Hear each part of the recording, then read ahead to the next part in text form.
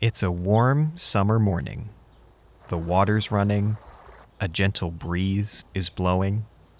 But what tends to top off the natural soundscape when you're going for a nature walk? A lot of times, it's the sound of birds. Now, I'm someone who loves to hike and spend time outdoors, but for some reason, I've never paid super close attention to our flying friends.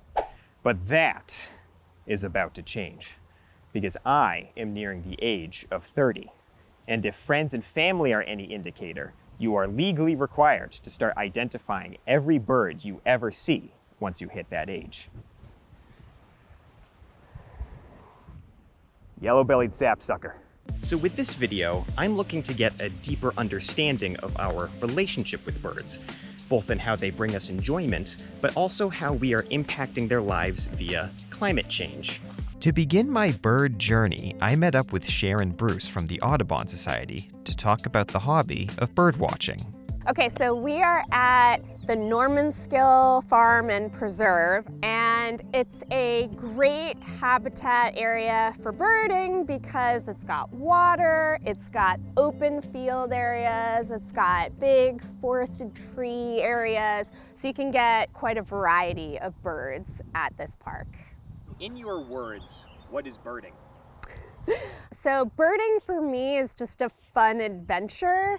I think there's like a thrill of the chase. And also it's an opportunity to get out and explore new places. It's just a fun and adventurous hobby for me. But birdwatching is not a hobby solely enjoyed by Sharon. In fact, it's an immensely popular activity for New Yorkers throughout the state.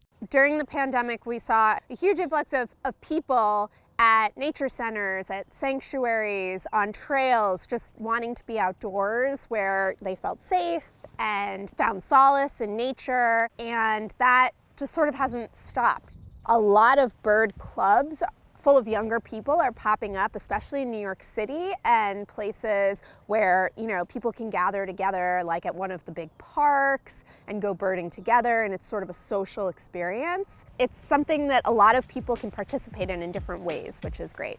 Whether they have undulating neck meats or a bulbous build, it's no wonder people like spotting these varied and fun creatures. But spotting birds can be tricky, so sometimes just hearing their song is enough. So right now we're hearing a song sparrow in that tree. It's brown and it's got kind of like black streaking and spotting and a white chest, and yeah, it has that cool song, right?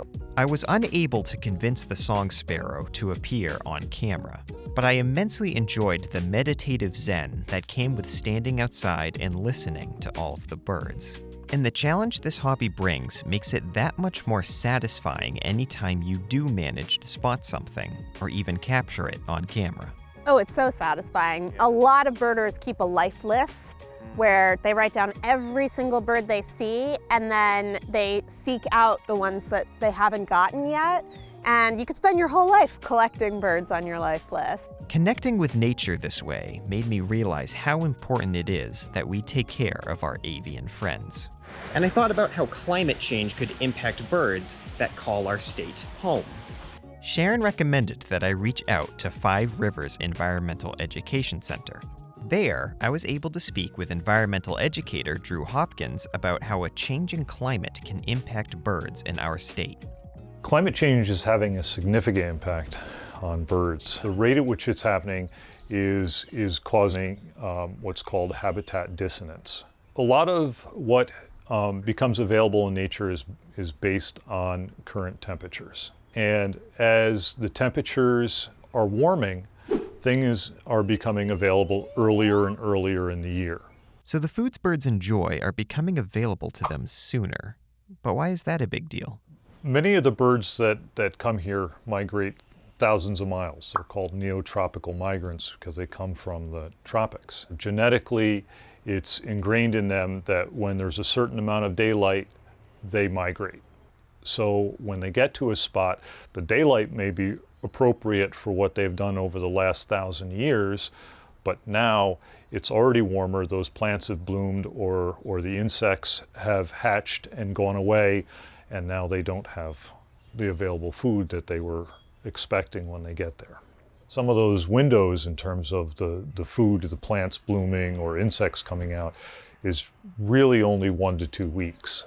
So if they miss that by a couple of days, they can miss a significant food source. Even resident birds that stay in New York year-round are expanding their ranges further north, and shifting further north comes with challenges as well. The birds that would typically be in certain spots in New York are getting pushed out of their habitat by the southern birds, and they are going north to find their preferred temperature. So as the temperatures increase very rapidly, that pushes the bird ranges north very quickly. Plants can't move except every generation. What the birds are finding when they find the appropriate temperature, the plants and the insects that they used to rely on for food are still down south compared to where they are. A lot needs to happen for us to get climate change under control. But one of the best things we can do for birds is to conserve land and preserve habitats, as large preserved spaces can better weather the effects of climate change. Lots of animals need space to roam.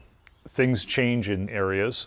There are small micro changes across habitats, and whether that means there's a fire or some other disturbance, it allows those populations, those birds, to move to a nearby area. If there isn't a nearby area, then those disturbances become real problems. Whereas if we have large areas, then with those disturbances, which absolutely occur, they can just move. With that in mind, New York has set a goal to protect 30% of the state's land and water by the year 2030. This is a response to a national effort set by the Biden administration to protect 30% of the nation's land and water space by 2030. The DEC has determined that currently about 22% of New York's land is protected. A space is considered protected if there are established enduring measures that support biodiversity, support climate resiliency, maintain or enhance the natural character of the space, and more. The DEC just released a draft of strategies to achieve the 30 by 30 goal, and we've included a link to that in the description. That's about all we have to cover for today, but before we go, I wanted to ask both Sharon and Drew, why should we care about this? Why birds? Birds are absolutely an indicator species of the health of the world around us. So if a bird population is in decline, that tells us that we have a greater habitat issue. Trying to protect and restore different types of habitat isn't just for birds, it's for people too, to ensure that, if and when things change, we've gotten a head start on protecting our natural resources.